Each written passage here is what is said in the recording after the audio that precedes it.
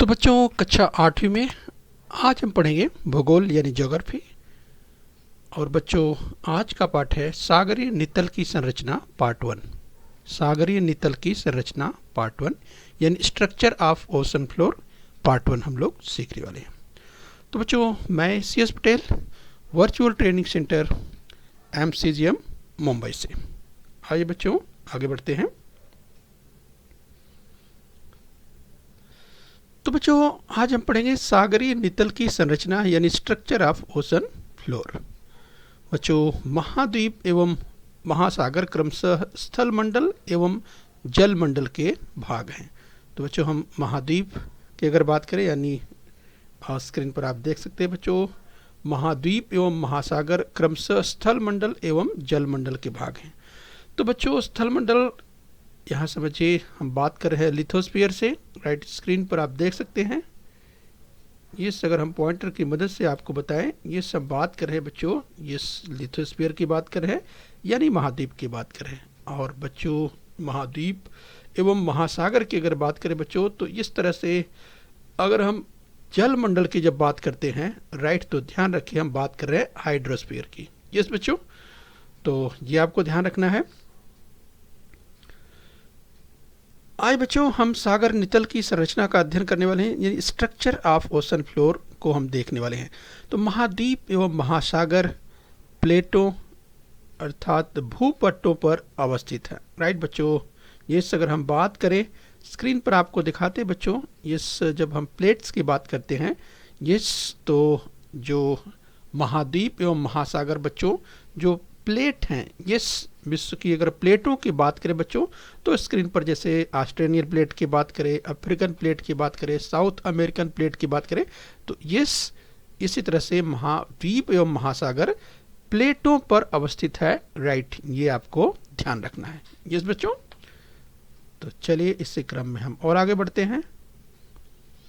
हम सागरीय नितल की संरचना का अध्ययन करने यानी स्ट्रक्चर ऑफ ओशन फ्लोर हम समझने का प्रयास करेंगे। यस बच्चों अगर भाटे की बात करें बच्चों, आपने ज्वार भाटा का नाम सुना होगा। राइट, तो बच्चों इस भाटे के समय सागर के पानी का स्तर कम हो जाता है। ये देखिए बच्चों किस तरह से ज्वार में जब जहाँ एक और पानी समुद्र का पानी किस तरह से ऊपर की ओर उठता है, वहीं भाटे के समय सागर का पानी का स्तर जो है वो कम हो जाता है, इसलिए तट से लगी पानी के नीचे की भूमि दिखाई पड़ती है। तो स्क्रीन पर आप देख सकते हैं बच्चों, यस बात कर रहे हैं ज्वार भाटा की, तो ध्यान रखिए हम बात कर रहे हैं यस बच्चों समुद्र की, महासागर की यानी ओशन की बात कर रहे हैं। सागर नितल की संरचना यानी स्ट्रक्चर ऑफ ओशन फ्लोर की बात करें बच्चों, सागर में स्थित चट्टानों से टकराने से जहाज दुर्घटनाग्रस्त हो जाते हैं। बच्चों सागर में अगर चट्टानों की बात करें इस बच्चों, तो विशाल यानी बड़ी बड़ी जो रॉक्स हैं, चट्टानें भी स्थित हैं, जिनके कारण कभी कभी जहाज टकराते हैं तो उनसे दुर्घटनाग्रस्त भी हो जाते हैं। चलिए ये भी आपको ध्यान रखना है। तो बच्चों आज हम विस्तार से देखने वाले हैं स्ट्रक्चर ऑफ ओशन फ्लोर यानी सागरीय नितल की संरचना हम लोग आज समझने वाले हैं। राइट, तो बच्चों अगर हम भौगोलिक स्पष्टीकरण की बात करें बच्चों, हम जानते हैं कि धरातल पर भूमि एवं जल का वितरण असमान है। बच्चों हम ये भी जानते हैं कि पृथ्वी की सतह का 71% भाग जो है वो जल से व्याप्त है, पर जल के नीचे भी भूमि है। राइट बच्चों ध्यान रखिए, अगर 71% हम बात करते हैं कि पृथ्वी की जो सतह है उस पे जल का हिस्सा है, तो बच्चों ध्यान रखिए जल के नीचे भी भूमि है। तो स्क्रीन पर आप देख पा रहे हैं बच्चों, अगर हम ओशन की बात करते हैं, महासागर की बात करते हैं, तो देखिए महासागर की स्थिति देखिए, ये आपको ध्यान रखना है बच्चों।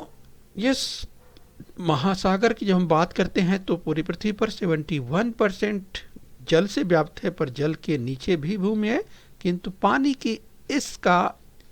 की तरह इसका जो स्तर है वो समान नहीं है। राइट, तो हम समझने का प्रयास करेंगे।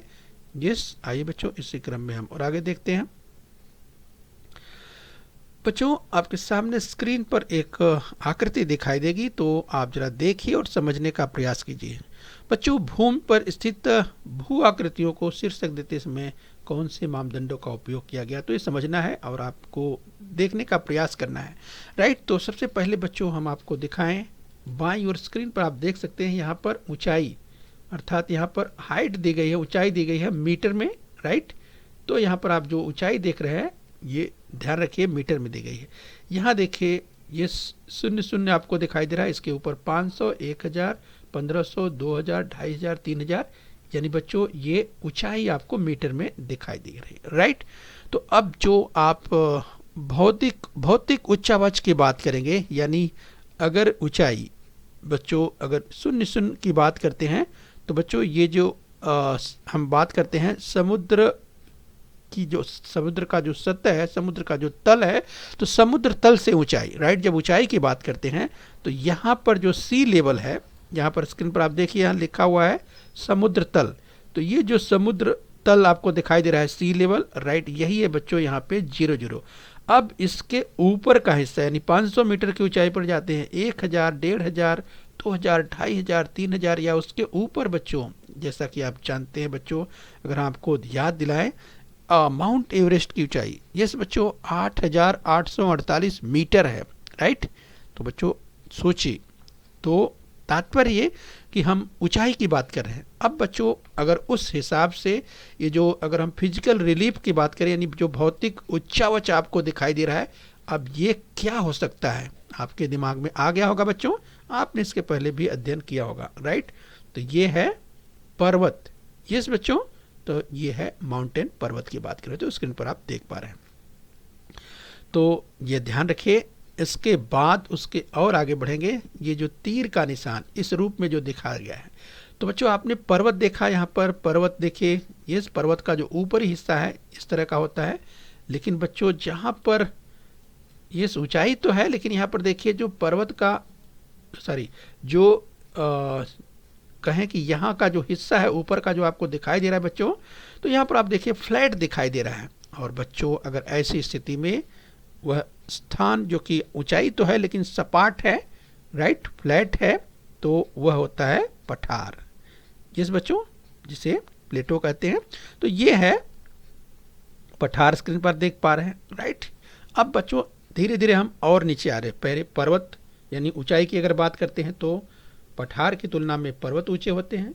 इसके बाद आप और आगे बच्चे बढ़ेंगे, राइट। तो तीर का निशान जरा ध्यान से देखिए, अब धीरे धीरे आप बढ़ रहे हैं समुद्र की ओर, यानी इस तटवर्ती प्रदेश की ओर आप पहुंच गए हैं। तीर का निशान, राइट, ध्यान दीजिए, तटवर्ती प्रदेश तक आप पहुंच गए हैं। उसके आगे आप बच्चों इस ओर बढ़ रहे हैं, दाहिनी ओर बढ़ रहे हैं, यस। तो आगे आप जैसे ही पहुंचते हैं, यहाँ आपको एरोस का निशान जो दिखाई दे रहा है, यह है समुद्र तल, यस बच्चों।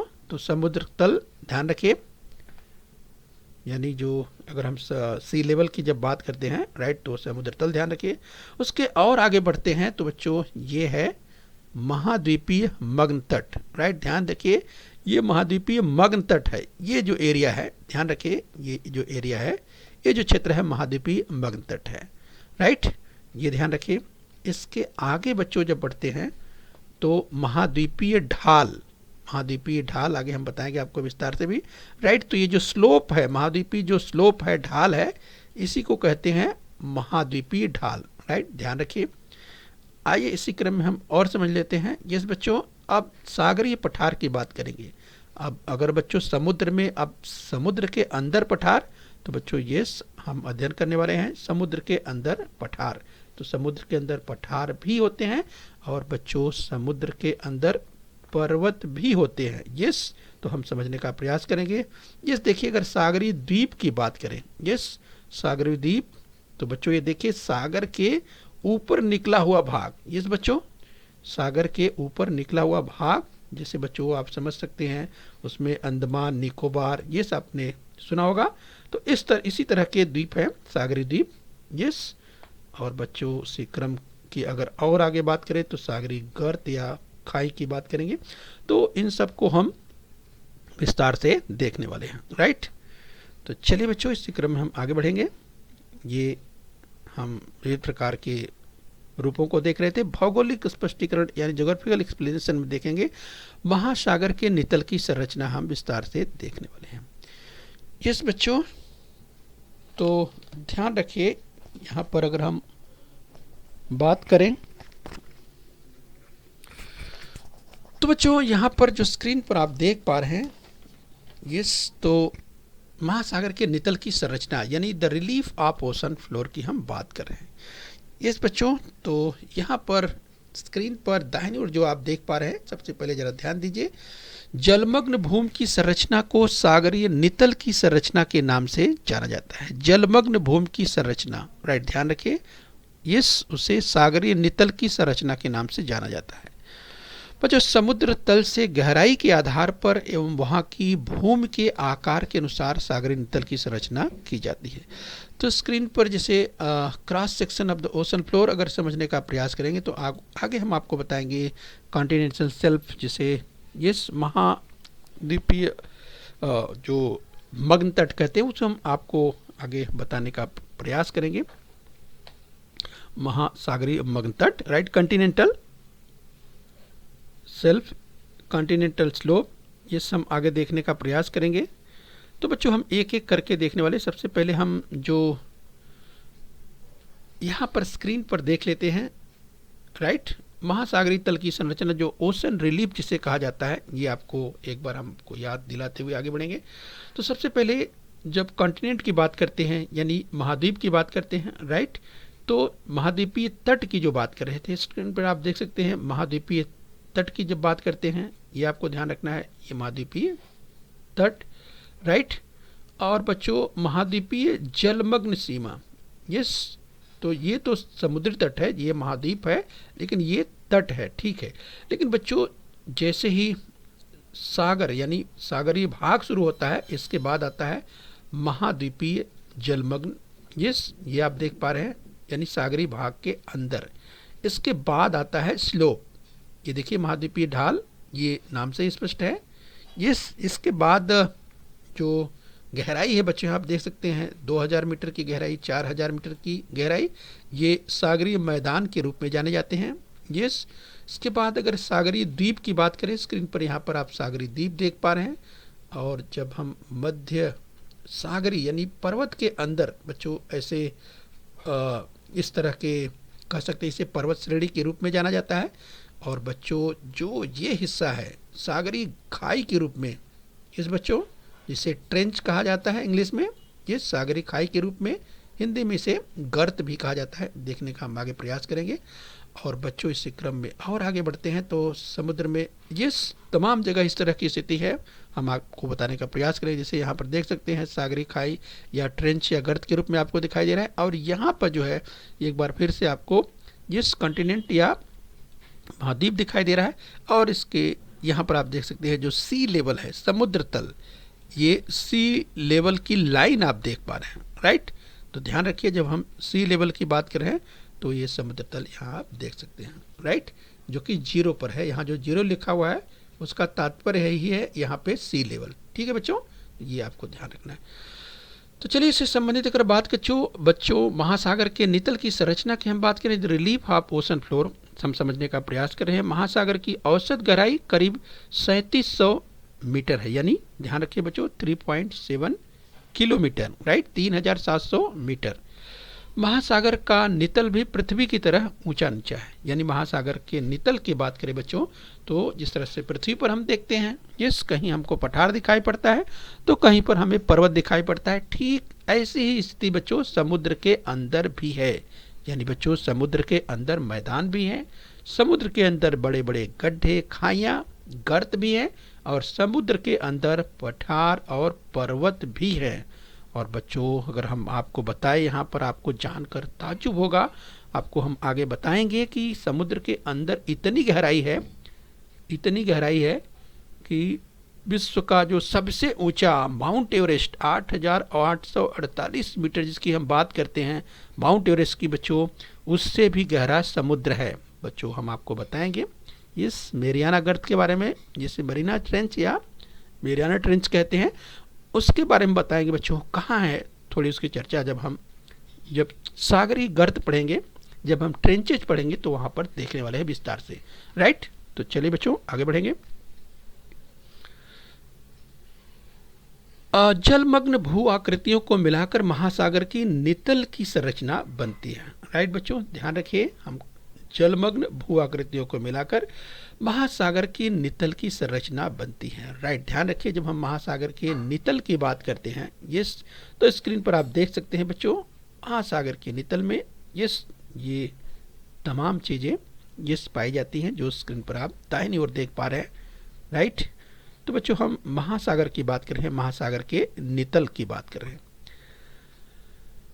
महाद्वीपीय मग्न तट, सबसे पहले हम समझेंगे कॉन्टिनेंटल शेल्फ की बात करेंगे, महाद्वीपीय मग्न तट की बात करेंगे।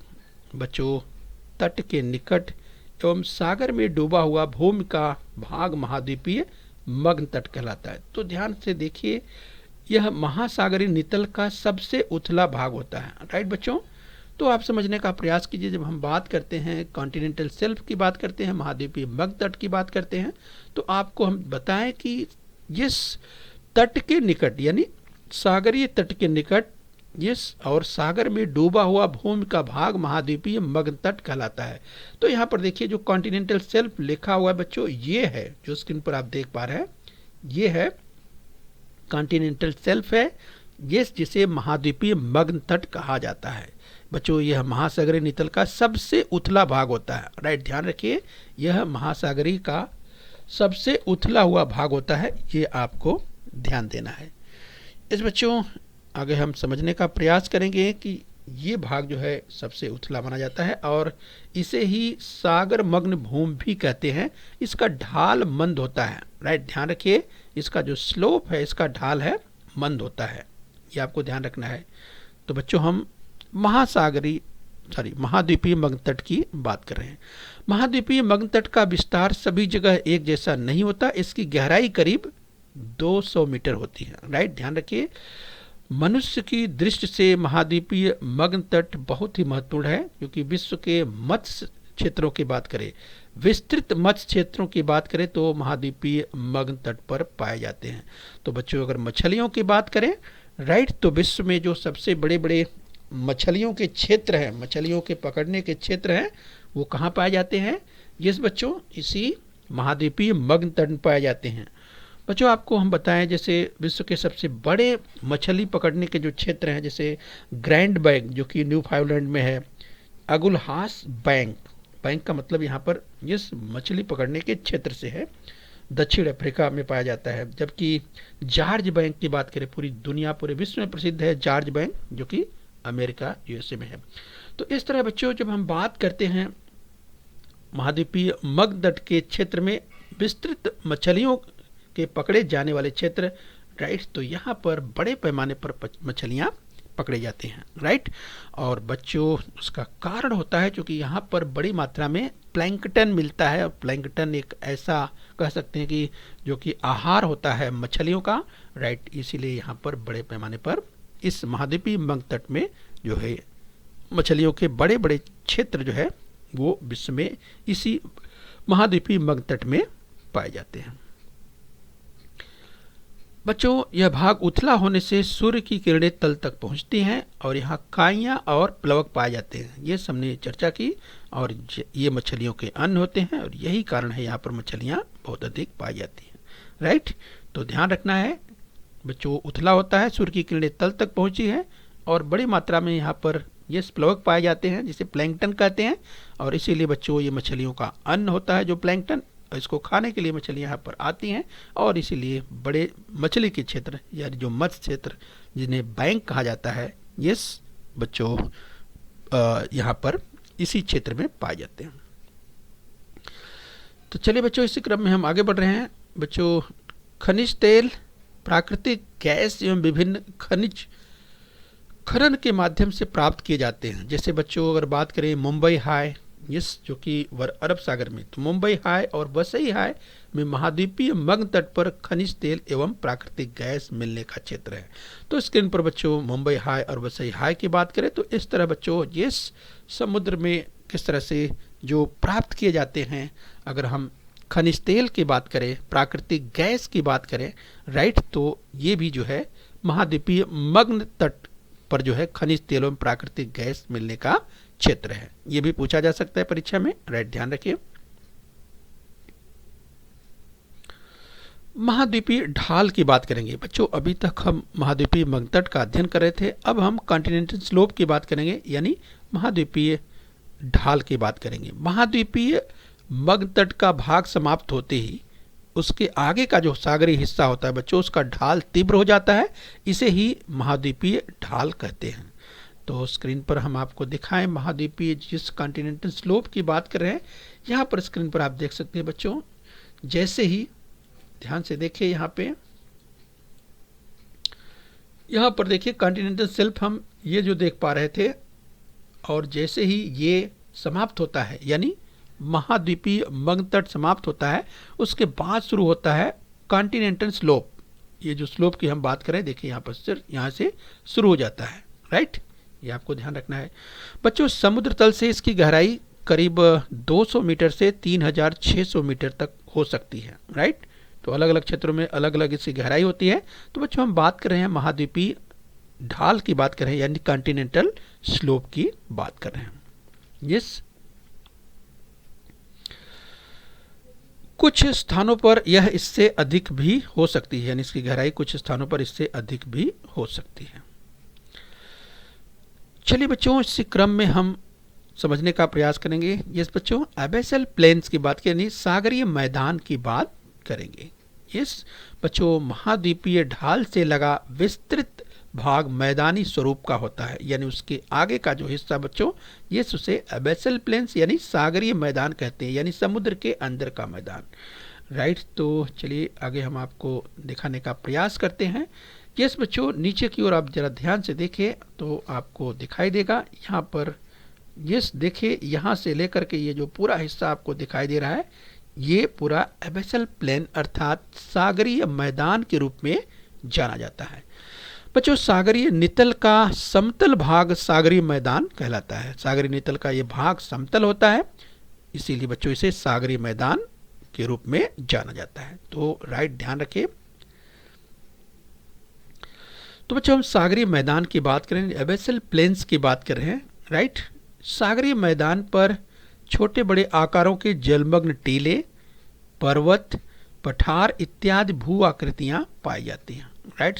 तो स्क्रीन पर आप देख सकते हैं बच्चों, जो सागरीय मैदान की अगर बात करें तो यहाँ पर यस बच्चों छोटे बड़े आकारों में जलमग्न टीले, ध्यान रखिए जलमग्न की बात करते हैं तो यस सागर में डूबे हुए, यस। तो यहाँ पर आप देख सकते हैं बच्चों, चाहे हम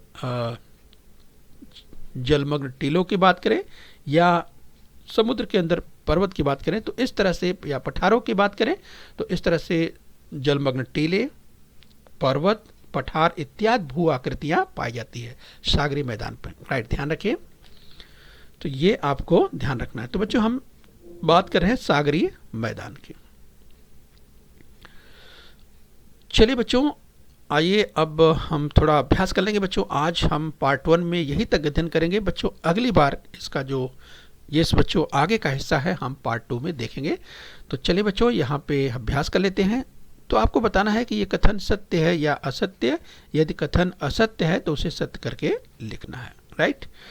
तो बच्चों पहला कथन है, तट के निकट एवं सागर में डूबा हुआ भूमि का महाद्वीपीय भाग, यानी जो भूमि का यानी डूबा हुआ भाग है, इस भूमि का वह भाग महाद्वीपीय मग्न तट कहलाता है। फिर से सुनिए, तट के निकट एवं सागर में डूबा हुआ भूमि का भाग महाद्वीपीय मग्न तट कहलाता है।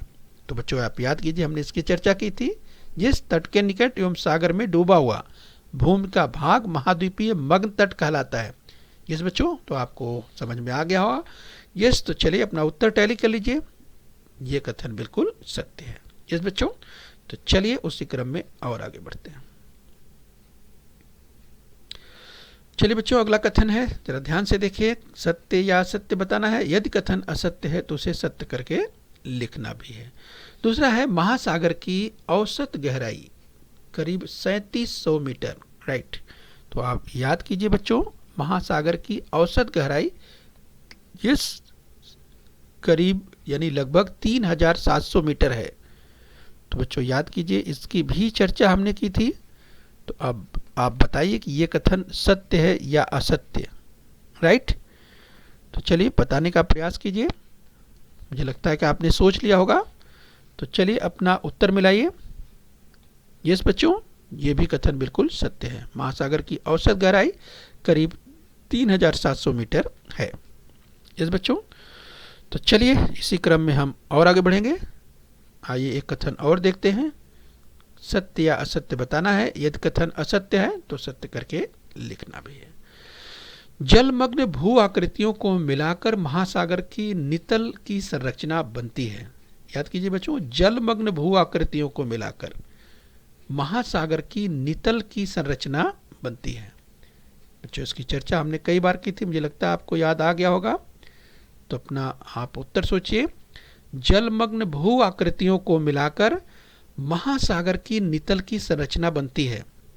तो याद कीजिए बच्चों और अपना उत्तर टैली कीजिए। यस, ये कथन बिल्कुल सत्य है। तो जलमग्न भू आकृतियों को मिलाकर महासागर की नितल की संरचना बनती है, ये कथन बिल्कुल सत्य है। तो चलिए बच्चों, आइए थोड़ा इसी क्रम में और आगे बढ़ेंगे। राइट, तो चलिए स्क्रीन पर एक और कथन देखेंगे। तो सत्य या असत्य बताना है। यदि कथन असत्य है तो इसे सत्य करके लिखना है। तो बच्चों स्क्रीन पर आपको दिखाई दे रहा है कथन, विश्व के विस्तृत मत्स्य क्षेत्र महाद्वीपीय ढाल पर पाए जाते हैं। विश्व के विस्तृत मत्स्य क्षेत्र महाद्वीपीय ढाल पर पाए जाते हैं। आप याद कीजिए, इसकी चर्चा हमने विस्तार में की थी कि क्या विश्व के विस्तृत मत्स्य क्षेत्र महाद्वीपीय ढाल पर पाए जाते हैं, यह कथन सत्य है। तो चलिए बच्चों याद कीजिए, मुझे लगता है कि आपको याद आ रहा होगा। हमने ग्रैंड बैंक की बात की थी, हमने अगुलहास बैंक की बात की थी, जॉर्ज बैंक की बात की थी, जो कि विश्व के जिस चर्चित मछली पकड़ने के जो क्षेत्र हैं उनकी बात की थी। तो चलिए हम आपको एक क्लू देते हैं। राइट, जरा ध्यान से क्लू देख लीजिए। यस, अब याद कीजिए बच्चों, विश्व के विस्तृत मत्स्य क्षेत्र महाद्वीपीय ढाल पर पाए जाते हैं। तो क्या ये कथन सत्य है? आप स्क्रीन पर देखेंगे तो आपको समझ में आ जाएगा। यस, तो आप समझ लिए होंगे। तो अपना उत्तर आप टैली कीजिए कि क्या ये कथन सत्य है। चलिए, हमने क्लू भी दे दिया। यस, तो हम आपको पॉइंट आउट भी कर दें। अब यहाँ क्या कहा कि विश्व के विस्तृत मत्स्य क्षेत्र महाद्वीपीय ढाल। अब देखिए महाद्वीपीय ढाल कहाँ है बच्चों, ये है महाद्वीपीय ढाल जो स्क्रीन पर आप देख पा रहे हैं। तो क्या ऐसे में ये कथन सत्य हो सकता है? अब तो आपने पूरी तरह स्पष्ट हो लिया होगा। राइट, तो चलिए अपना उत्तर टैली करिए कि विश्व के विस्तृत मत्स्य क्षेत्र महाद्वीपीय ढाल पर पाए जाते हैं, क्या असत्य है? ये कथन गलत है, असत्य है। तो इसे सत्य करके लिखना है। तो सत्य कथन कैसे करके लिखेंगे? विश्व के विस्तृत मत्स्य क्षेत्र महाद्वीपीय मग्न तट पर पाए जाते हैं। राइट, तो बच्चों ये ध्यान रखिए, जब हम बात करते हैं विश्व के विस्तृत मत्स्य क्षेत्र की, तो मग्न ढाल नहीं बल्कि बच्चों ये जो हिस्सा है मग्न तट है, यहाँ पर है। राइट, तो इस तरह से बच्चों हमने आपको क्लू दिया, आपने समझ भी लिया होगा।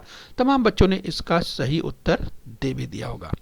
राइट बच्चों, तो चलिए खूब मेहनत करते रहिए, परिश्रम करते रहिए और बच्चों अपने स्वास्थ्य का ध्यान रखिए। बच्चों ये अगली बार जब हम मिलेंगे, यानी जब हम सागरी नितल की संरचना पार्ट 2 देखेंगे, तो बच्चों ये उस समय हम देखेंगे विस्तार से सागरी यानी समुद्र के अंदर जो पर्वत की बात कर रहे थे, तो सागरी पर्वत एवं पठार, सागरी खाइयाँ एवं सागरी जो गर्तों की बात करेंगे, और जिस मेरियाना गर्त की बात कर रहे थे उसको भी विस्तार से हम बताने वाले हैं अगली बार जब हम मिलेंगे। राइट, ओके बच्चों, तो चलिए खूब मेहनत करते रहिए।